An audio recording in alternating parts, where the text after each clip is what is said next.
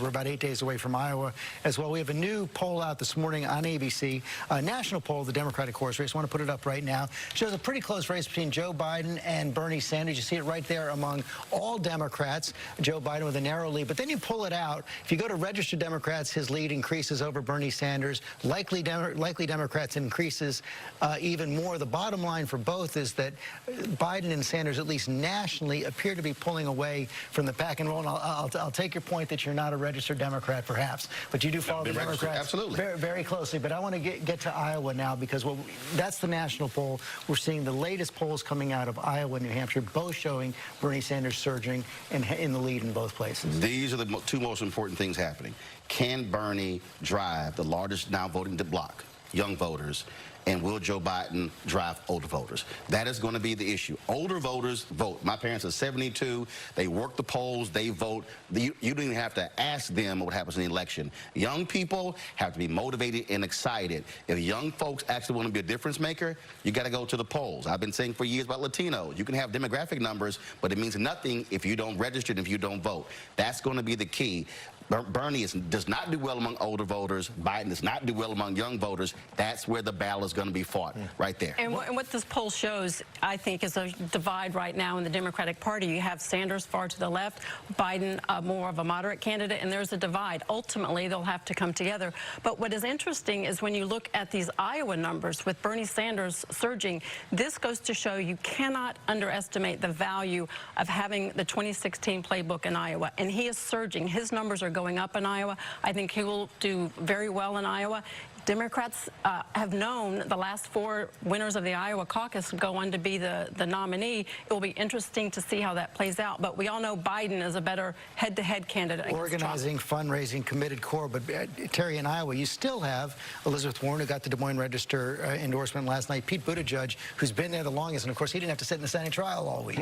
And he has that advantage of still being on the ground in a place where retail politics counts so much. But it does seem like Bernie Sanders has something special right now. For all the talk of socialism and the ism that is attached to him, he's got idealism.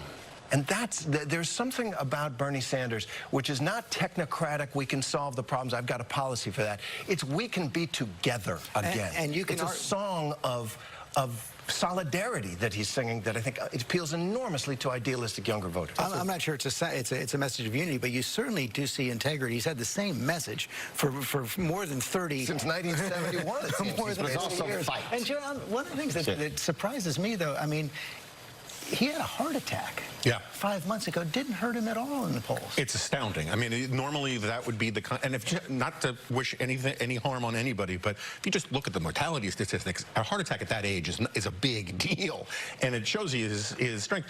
I think it has less to do with his message, frankly, though, than his authenticity, which gets to your point about consistency. In some ways, he reminds me of the Ron Paul brigades on the Republican side. You know, septuagenarian, octogenarian, I don't know how old guy. The young people love it because they see someone who they perceive as not having sold out. And at the end of the day, I think that's why Biden, because he represents the establishment, doesn't appeal to young people, because he just seems part of the system. But it's fight, George. It's also fight. And that is, Democrats, they felt that President Barack Obama did not fight enough against Mitch McConnell, against the Freedom Caucus in the House. They look at what happened with Hillary Clinton. They want a fighter. Look, Democrats are looking at the exact same thing where your Republicans were saying in 2016, that Bernie Sanders is going to also fight for structural change. When you hear Klobuchar, when you hear Biden, others, they talk about incremental change. He's talking about how do we change systems. And that's where you're dealing with, and you're dealing with older voters, again, who say... But the problem is none of that is going to pass the Senate, right? So that's my problem with a lot of this stuff, is that it's pie in the sky. Right. The idea you're going to get rid of the filibuster or get people to socialize medicine in the Senate and the House, it's not going to happen. A lot of these guys are just campaigning on hopes and dreams rather than like actual horse race politics. Certainly, big ideas make you feel good, but if you don't get anything done, that doesn't make you feel great.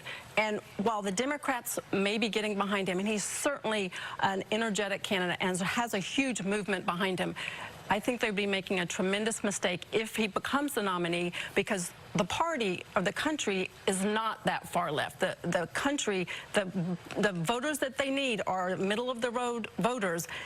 Trump has his base, the Democrats have their base. They need to get to the middle of the road voters, and those are not Sanders voters. And that explains Biden's continuing strength despite a campaign that has at times seemed feeble in some ways. He's stumbled. And that does say, I think, that there is something in the center of the country that longs for an end to this exhausting fighting. And that may be why you're seeing the two of them right at the top. That is all for us today.